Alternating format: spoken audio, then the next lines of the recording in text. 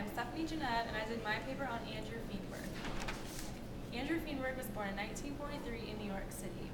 Although he was born in New York City, he spent most of his childhood growing up in St. Louis, Missouri. His father was a theoretical physicist, and because of this, he was able to spend lots of time helping him in his lab. Feenberg and I talked through an email interview, and he stated that he was at personal terms with a nuclear reactor and even cyclotrons at one point. Cyclotrons are basically a type of particle accelerator in which charged particles accelerate outwards from the center along a spiral path. On top of growing up in New York City, as well as St. Louis, Feenberg also has lived in Baltimore, California, Paris, and Tokyo. By the age of 15, he stated that he enjoyed spending time with his father in his lab, but did not want to continue the path that his father continued. He did say, however, that his father significantly impacted his life and the route he chose to go down. During his early 20s, he attended college at Johns Hopkins University and graduated with a bachelor's in philosophy as well as French literature. He then pursued his master's at UCSD in La Jolla, California. At UCSD, he studied with Hubert Marcuse. Hubert Marcuse is a German Jewish philosopher, sociologist, and political theorist focused on his studies in dehumanizing effects of capitalism as well as modern technology. After receiving his master's, he traveled across seas to attend the university in Sorbonne, Paris. His career mostly consisted of working at different universities as well as research institutes, studying and teaching about technology. During the professional interview, he even said he even touched into medical research where he experimented on actual human subjects. He currently holds the Canada Research Chair in the Philosophy of Technology in the School of Communication at Simon Fraser University in Vancouver, Canada. When I asked about his political views, he stated, "I am a leftist. I believe some sort of socialism still to be invented would be better than what we have now." In my opinion, I agree with Feenberg's views on socialism to still be invented.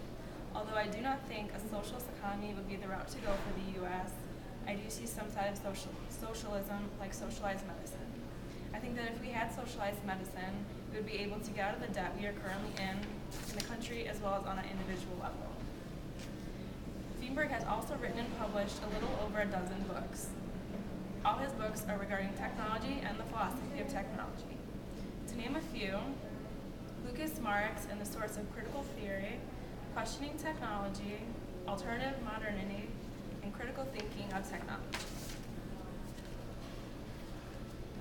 His contribution to technology focuses his argument on the demographic transformation of technology.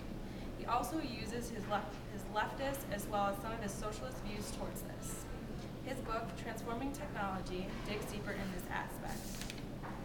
I also wanted to share a quote that I found online from Mr. Feenberg, and it says, "What human beings are and will becoming is decided in the shape of our tools, no less than in the action of statesmen and political movements. The design of technology is thus an ontological decision fraught with political consequences. The exclusion of the vast majority from participation in the decision is profoundly undemographic." This quote was inspired true to many philosophers like Karl Marx, Hubert Marcuse, Martin Heidegger, and Jacques Ellul. A great deal of inspiration and insight also came from the analytical case studies of science and technological studies.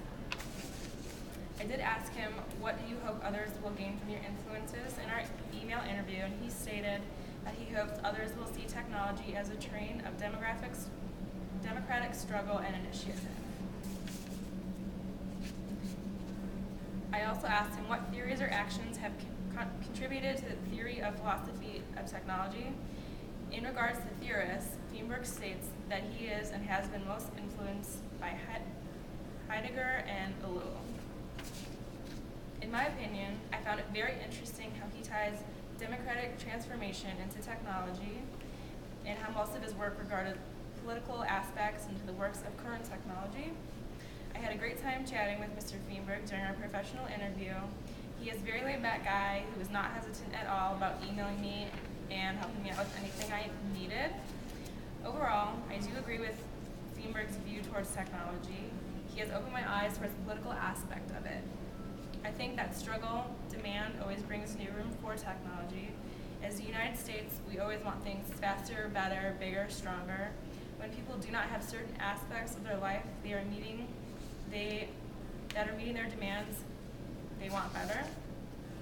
I think Andrew Feenberg enjoys working closely with college-level students because he feels that delivering his message now will open the eyes of many future theorists as well as introduce the political side of technology.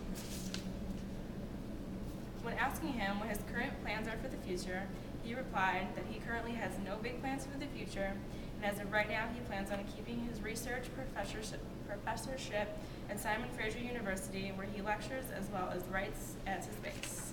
Thank you.